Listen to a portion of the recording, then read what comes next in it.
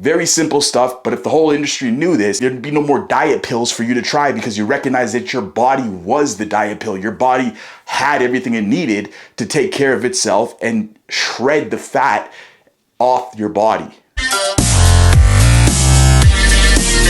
A lot of times, a lot of people think if I don't eat, then I'm starving myself, when that's just not the case. What you have to understand is that the human body is a self-healing mechanism. When you understand, when you leave the human body alone, you let it do what it has to do, it has an interesting way of healing your body. And when it comes to losing weight, the human body is no different. So when we think about something like fasting, fasting is extremely powerful for the body because it says, I'm going to take my hand off the wheel and I'm going to put it in autopilot. Now, when I put it in autopilot, you allow the human body to dive into its own resources to heal yourself. And that's where the self-healing mechanism comes in. And it's so important. Sometimes we think we have to do too much. We have to keep putting more logs in the fire. We have to keep loading up what's happening. And when you keep loading up what's happening, you, in a sense, take yourself off of that autopilot. You take yourself off of that balance mechanism that the human body has. And now you start doing more damage than you are doing good. So it's important that we start thinking about how we can utilize the human body to heal ourselves and to lose weight. When we think about this from an evolutionary standpoint, if we went 2 or 3 days without consuming food, and that meant that we were going to die somehow from not consuming food, and we became more lethargic, meaning from an evolutionary standpoint, we didn't have the energy we needed to go out and forage for food, then the human race would not last very long. Because when you went 2 or 3 days without eating, if it meant you were going to die off, how then could the human body be able to adapt to these types of conditions to bring us to the point where we are today? So we have to think about this from an evolutionary standpoint and think, what did the human body do from an evolutionary standpoint when it went 2 or 3 days without being able to eat? Now, when we think about this, now what ends up happening is we understand that the human body tapped into a different mechanism. It tapped into that sympathetic nervous system, that fight or flight nervous system for a short period of time that brought more clarity to the hunt. It allowed the human body to tap into more fat stores that could be utilized for energy, to allow the brain to be able to tap in and have the energy and the focus it needed to go for the hunt, to forage for food that would then allow the human body to be able to sustain itself and to be able to get over those trials and those obstacles that come with not having food around every single corner like we do today. You hop in your car, you go down the street, you're going to see that there's a grocery store to your left, there's a fast food store to your right.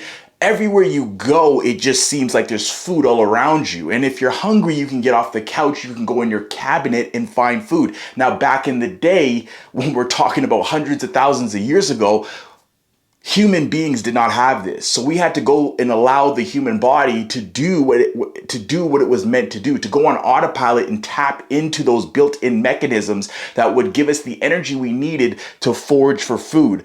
And what it did was tap into those fat stores. Now, when you break down the calories of fat, you're going to see that fat has 9 calories per gram compared to your other macronutrients like your carbohydrates and your proteins, which have 4 calories per gram. So you're getting more calories for the fat. And from an evolutionary standpoint, that would make sense if you spent your time of feast and famine, meaning during the times of feast, you would eat. And you would store that extra energy you had as fat for when your body needed that extra 5 calories versus the 4 calories that you would get for carbohydrate, that you would get from things like protein, and it would store it in those 9 calories. So now your body can use those fat stores for energy. Those became food sources.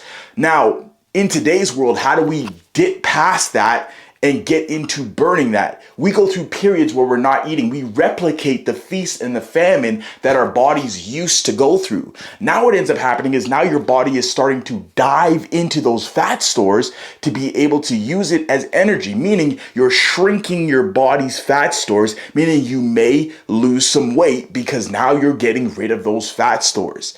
So now when you start dipping, you start losing weight, what happens to the muscle? Now what we see is you increase other hormones in the body, remembering that autopilot system. Our body is a self-healing mechanism. Now we increase hormones like growth hormone, which protects the body, it protects the muscle on the body, and it allows you to build more muscle if you're going to the gym because it shuttles that hormone out into the body. Now you've got other things like apoptosis and autophagy, where we're healing the body from damaged cells. Damaged cells, if they replicate over time, can turn into things like cancer. So now the body is in a self-healing phase where it's getting rid of damaged cells in the body to allow you to heal yourself better. It's healing up your gut lining inside your body to allow better cells to come in now to be able to help with the digestion process, to be able to help with things like the microbiome in your body, to cultivate a better microbiome, to stop things like leaky gut from damaged cells that can't contain the food that you're eating, and that spills out into the body causing inflammation. And so now we see that there's a cascade of events that happens when our body is unable to heal itself properly. And things like fasting can put us in that lane that allows us to heal our bodies effectively and efficiently.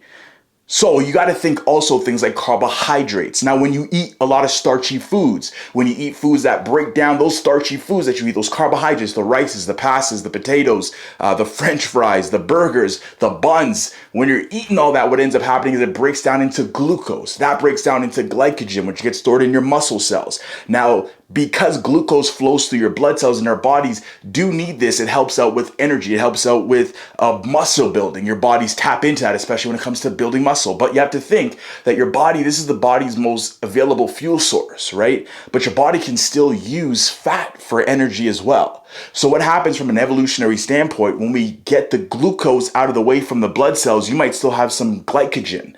Now what happens is when you hit that 20-hour mark, your body's going to start dipping into burning the fat because you've exhausted the glucose that's in your blood. So now once the glucose is out, now the body's going to say, where do I go to get energy? And the body's going to start using fat.